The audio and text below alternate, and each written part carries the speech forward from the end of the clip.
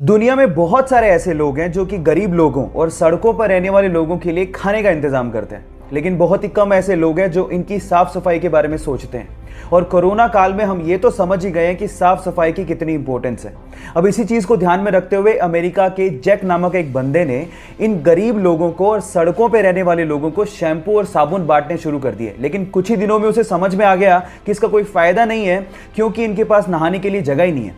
तो फिर उस बंदे ने एक ट्रक खरीदा और उस ट्रक को मोबाइल बाथरूम में कन्वर्ट कर दिया। उस ट्रक में उसने शीशा भी लगाया, साबुन और शैम्पू का इंतजाम भी किया, ताकि ये गरीब और सड़कों पर रहने वाले लोग अपनी साफ सफाई का इंतजाम कर सके। गाइज, आपको ये आइडिया कैसा लगा और क्या आप इसे इंप्लीमेंट करना चाहेंगे? चैट सेक्शन में लिखना मत भूलिएगा। इस कोविड-19 के टाइम पे अगर आपने किसी को कॉल किया हो तो अक्सर आप लोगों ने ये कॉलर ट्यून जरूर सुनी होगी। कोरोना वायरस या कोविड-19 से आज पूरा देश लड़ रहा है। पर मेरा सवाल ये है कि इस कॉलर ट्यून में आखिर आवाज है तो है किसकी?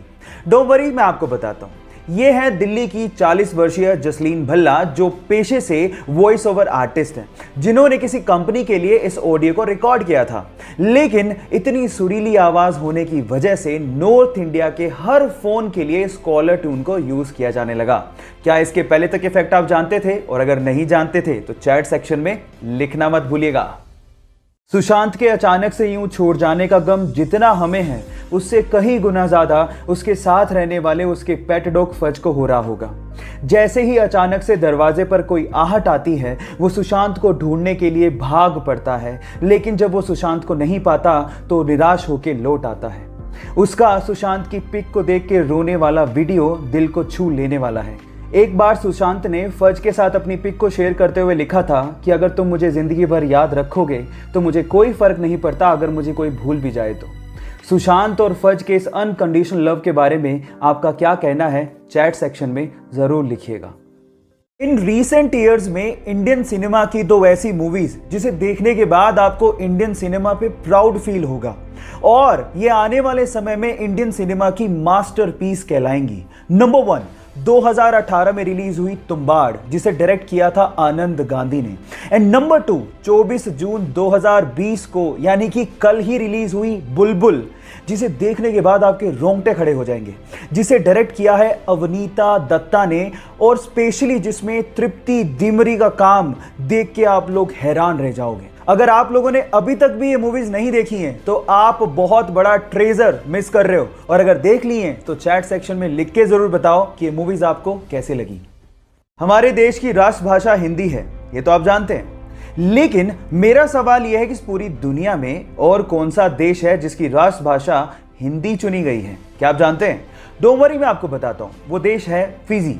एक्चुअली ब्रिटिश शासन में फिजी में गन्ने की फसलों में मजदूरी करने के लिए भारतीयों को ले जाया जाता था। अब उन मजदूरों के वंशज, जिन्हें हम इंडो फिजियन भी कहते हैं, उनकी तादाद वहां पर 40% के करीब है और वो सभी के सभी हिंदी बोलते हैं। इसी वजह से वहां की भाषा हिंदी ही है। क्या इसके पहले तक इफेक्ट आप जानते थे? और अगर नहीं जानते थे तो चैट सेक्शन में लिखना मत भूलिएगा। 15 अगस्त 1947 को हम लोग आज़ाद हुए थे और उसी दिन हम लोग अपना इंडिपेंडेंस डे मनाते हैं।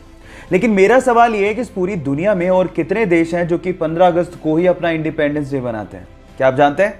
डोंट वरी, मैं आपको बताता हूँ।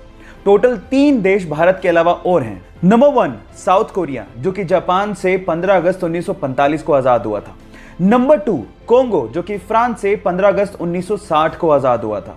और नंबर 3, बहरीन, जो कि ब्रिटेन से 15 अगस्त 1971 को आज़ाद हुआ था। क्या इसके पहले तक इफेक्ट आप जानते थे? और अगर नहीं जानते थे तो चैट सेक्शन में लिखना मत भूलिएगा।